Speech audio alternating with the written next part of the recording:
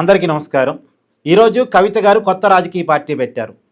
తెలంగాణ రాష్ట్ర సేన అనే పేరుతో పార్టీని ఏర్పాటు చేశారు. టీఆర్ఎస్ అంటే టీఆర్ఎస్ అనేటువంటి పదం తెలంగాణ ప్రజలకు బాగా తెలుసు. ఎందుకంటే కేసీఆర్ గారి పార్టీ పేరు తెలంగాణ రాష్ట్ర సమితి. కాబట్టి ఒకనాడు ఆ పేరు బాగా నోటెడ్ అయి ఉంది. సరే, కేసీఆర్ గారి పార్టీ ఏమో టీఆర్ఎస్ నుంచి బీఆర్ఎస్గా మారిపోయింది, అంటే భారతీయ రాష్ట్ర సమితిగా మారిపోయింది.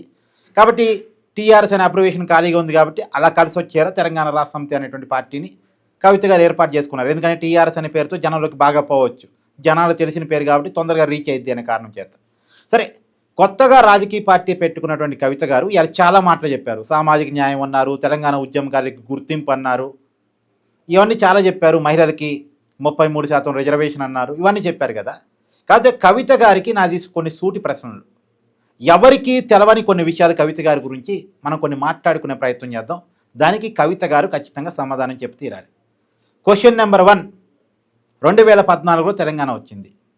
వచ్చిన తర్వాత తెలంగాణ మొట్టమొదటి క్యాబినెట్లో ఒక్క మహిళా మంత్రి కూడా లేరు. కారణం కవిత గారు అనే ఆరోపణ ఉంది. ఎందుకంటే వేరే మహిళకి కనుక ప్రాధాన్యత ఇస్తే, వేరే మహిళ కనుక టీఆర్ఎస్ పార్టీలో హైలైట్ అయితే, వచ్చిన తెలంగాణలో ఇంకొక మహిళా నాయకురాలు కనుక హైలైట్ అయితే అది కవిత గారికి ఇబ్బంది. కాబట్టి కవిత గారు అప్పుడు ఎంపీగా ఉన్నారు. 2014 ఎన్నికల్లో నిజామాబాద్ నుంచి ఎంపీగా పోటీ చేసి గెలిచారు. మరి అధికారం టీఆర్ఎస్ పార్టీకే వస్తుందని ఊహించారో లేదో తెలియదు, లేకపోతే ఆమె కూడా ఎమ్మెల్యేగా పోటీ చేసి రాష్ట్రంలో మంత్రి పదవి తీసుకునే వాళ్ళేమో తెలియదు. బట్ ఆమె అయితే ఎంపీగా పోటీ చేశారు, ఎంపీగా ఉన్నారు.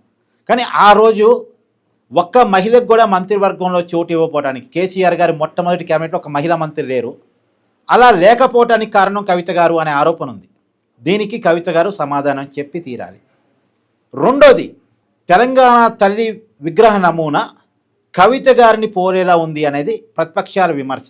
అంటే ఇవాళ కూడా కవిత గారు ఒక మాట ఓపెన్గా చెప్పేశారు, తెలంగాణ అమ్మగా పిలిపించుకోవాలని ఉంది అని.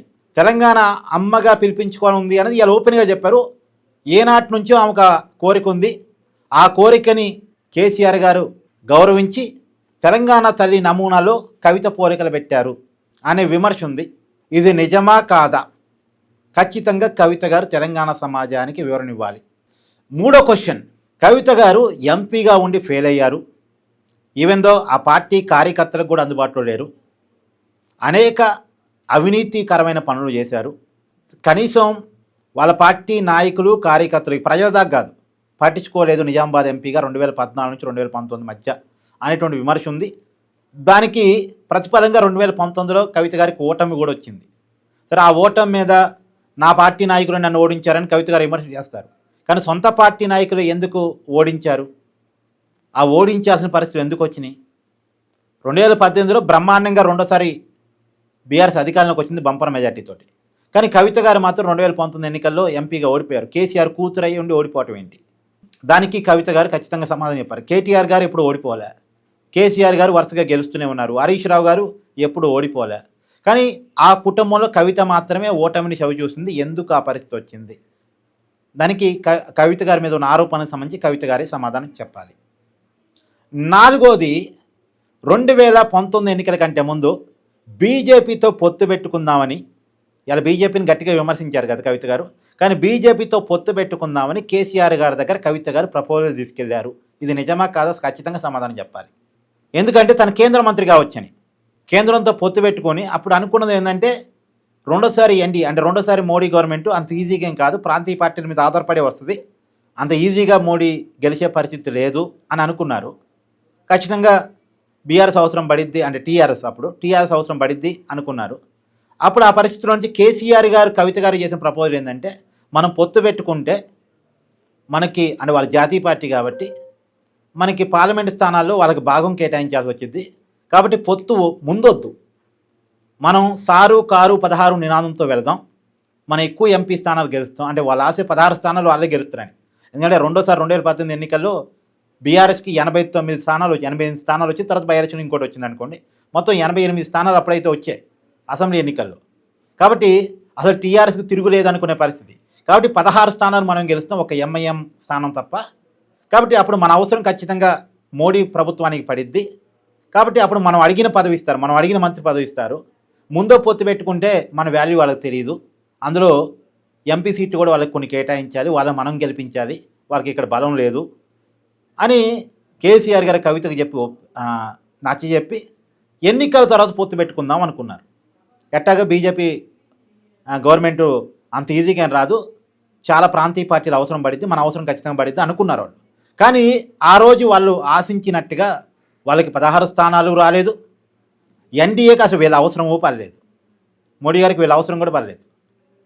అసలు బీజేపీయే సొంతంగా అధికారంలోకి వచ్చే స్థితిని 2019 ఎన్నికల్లో బీజేపీ అన్ని సీట్లని బీజేపీ సాధించగలిగింది ఆ రోజు. సో వాళ్ళు అనుకున్నది వర్కౌట్ కాలే. అంటే ఇవాళ బీజేపీని తిట్టిన కవిత, బీజేపీకి తను వ్యతిరేకం అని చెప్పిన కవిత, బీజేపీతో పొత్తు పెట్టుకోవడం కోసం ఆరాట పడిన మాట వాస్తవం అవునా కాదా 2019 ఎన్నికల కంటే ముందు? ఇది కవిత గారు సమాధానం చెప్పాలి. ఇంకొక దానికి సమాధానం చెప్పాలి. నెక్స్ట్ క్వశ్చన్ ఏంటి అంటే, ఇవాళ సామాజిక న్యాయం, తెలంగాణ ఉద్యమకారులకు గుర్తింపు అని కవిత గారు మాట్లాడారు. కానీ బీఆర్ఎస్ పార్టీలో కీలకమైన నాయకురాలుగా, కేసీఆర్ కూతురుగా, ఒకప్పటి బీఆర్ఎస్ ఎంపీగా, తర్వాత ఓడిపోయిన తర్వాత కూడా బీఆర్ఎస్ ఎమ్మెల్సీగా ఉన్న కవిత గారు తనకి ఎమ్మెల్సీ పదవి ఇస్తున్నప్పుడు తనకొద్దు కానీ ఏదైనా తెలంగాణ ఉద్యమకారుడికి ఇది ఇవ్వండి అని అనలేకపోయారా? ఎగ్జాంపుల్, తెలంగాణ ఉద్యమంలో శ్రీకాంతాచారి మీకు గుర్తున్నాడు కదా. మలిదేశ తెలంగాణ ఉద్యమంలో మొట్టమొదటి బలిదానం చేసుకున్న వ్యక్తి శ్రీకాంతాచారి. శ్రీకాంతాచారి బలిదానం తర్వాతే తెలంగాణ ఉద్యమం మరొక స్టేజ్కి పోయింది. మలిదేశ తెలంగాణ ఉద్యమంలో 2 కీలకమైనటువంటి మైలురాళ్ళు. ఒకటి శ్రీకాంతాచారి బలిదానం, 2 కేసీఆర్ గారు నిరాహార దీక్ష. మరి కేసీఆర్ గారు నిరాహార దీక్షకి కేసీఆర్ గారు సీఎం పదవిని ఎక్కారు. కానీ శ్రీకాంతాచారి బలిదానానికి శ్రీకాంతాచారి తల్లి కనీసం ఎమ్మెల్సీ కాగలిగారా? ఎమ్మెల్సీ ఇస్తానని కేసీఆర్ మాట ఇచ్చారు, కానీ నిలబెట్టుకోలే. మరి కవిత తనకి ఎమ్మెల్సీ పదవి వద్దు, శ్రీకాంతాచారి తల్లికి ఎమ్మెల్సీ పదవి ఇవ్వమని ఎందుకు చెప్పలేకపోయింది, ఎందుకు అడగలేకపోయింది? శ్రీకాంతాచారి తల్లి గురించి ఒక మాట చెప్పాలంటే 2018 ఎన్నికల్లో టికెట్ ఇచ్చారు. తర్వాత సరే అది ఓడిపోయిన జరగం. ఉత్తమ్ కుమార్ రెడ్డి గారు అక్కడ బలమైన నాయకుడు, హుజూర్ నగర్ అసెంబ్లీ స్థానం నుంచి బలమైన నాయకుడు, గెలవలేకపోయింది. అక్కడ టీఆర్ఎస్ బలం సరిగా లేకపోవడం వల్ల గెలవలేకపోయింది 2018 ఎన్నికల్లో. తర్వాత ఉత్తమ్ కుమార్ రెడ్డి గారు ఎంపీగా ఎన్నికై ఆ పదవికి రాజీనామా చేశారు. అప్పుడు అధికారంలో టీఆర్ఎస్ ఉంది. టీఆర్ఎస్ రెండోసారి అధికారంలోకి వచ్చిన తర్వాత టీఆర్ఎస్ ఊపులో జరిగిన ఉప ఎన్నికల్లో అక్కడ ఈజీగా అప్పుడు టీఆర్ఎస్ గెలిచింది. ఎందుకంటే ఉత్తమ్ కుమార్ రెడ్డి గారు కూడా కాదు ప్రత్యర్థి, వాళ్ళ భార్య పద్మావతి గారు ప్రత్యర్థి. ఆ గెలిచే సమయంలో మన శ్రీకాంతాచారి గారు తల్లికి టికెట్ ఇవ్వలే. సైద్ రెడ్డి అని చెప్పేసి ఒక ఎన్ఆర్ఐకి టికెట్ ఇచ్చారు కేసీఆర్ గారు. మరి అప్పుడు కవిత గారు మాట్లాడాల్సిందిగా మాట్లాడలే. సరే పోనీ అప్పుడు టికెట్ ఇవ్వలేదు, తర్వాత ఎమ్మెల్సీ ఇస్తానని ఆమెకు మాట ఇచ్చారు. మరి ఎమ్మెల్సీ ఆమెకు ఇవ్వలే. కానీ కవిత ఓడిపోతే కవితకి ఎమ్మెల్సీ ఇచ్చారు. శ్రీకాంతాచారి తల్లి ఓడిపోతే శ్రీకాంతాచారి గారి తల్లికి ఇవ్వలేదు. మరి ఆ విషయాన్ని ఆ రోజు కవిత గారు తన ఎమ్మెల్సీ పదవిని శ్రీకాంతాచారి గారి తల్లికి ఇవ్వచ్చు కదా. ఇవాళ ఉద్యమకారుల గురించి, ఇవాళ సామాజిక న్యాయం గురించి కవిత గారు మాట్లాడుతున్నారు. సరే ఇంకోటి, తన అధికారంలో ఉన్నప్పుడు ఎప్పుడైనా తెలంగాణ ఉద్యమకారులకి ఎన్నిసార్లు అపాయింట్మెంట్ ఇచ్చారు? ఎన్ని సంఘాలతో తను భేటీ అయ్యారు? ఎంతమంది ఉద్యమకారుల కోసం తను ఫైట్ చేశారు? నేను ఒక విషయం చెప్తానుకున్నా. గద్దర్ గారు కేసీఆర్ గారు ఇంటి ముందుకు వచ్చి అపాయింట్మెంట్ అడిగితే లేదని వెనక్కి పంపించారు. అది అందరికీ తెలిసిన విషయమేగా. గద్దర్ గారు కూడా చెప్పారుగా.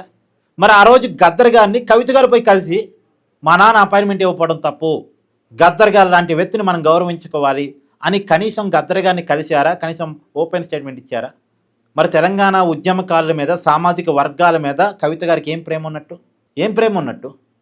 ప్రేమ ఉండుంటే గద్దర్ గారి మీద ఆ రోజు చూపించి ఉండాలి కదా. ఈరోజు సామాజిక న్యాయం అని మాట్లాడటం అంటే, ఇంకోటి తెలంగాణ ఉద్యమకారులకు న్యాయం అని మాట్లాడటం అంటే అంతకని ఇంకేమైనా ఉందా? సరే పోనీ, ఇది కూడా పోనీ. నెక్స్ట్ క్వశ్చన్ ఏంటంటే, ఇవాళ మహిళలకి రిజర్వేషన్ 33% అని కవిత గారు మాట్లాడుతున్నారు. తెలంగాణ తొలి క్యాబినెట్లో 33% రిజర్వేషను ఎందుకని ఆ రోజు కేసీఆర్ గవర్నమెంట్లో లేదు? కేసీఆర్ గారు ఇచ్చిన 2018 టికెట్స్లో ఎందుకని లేదు?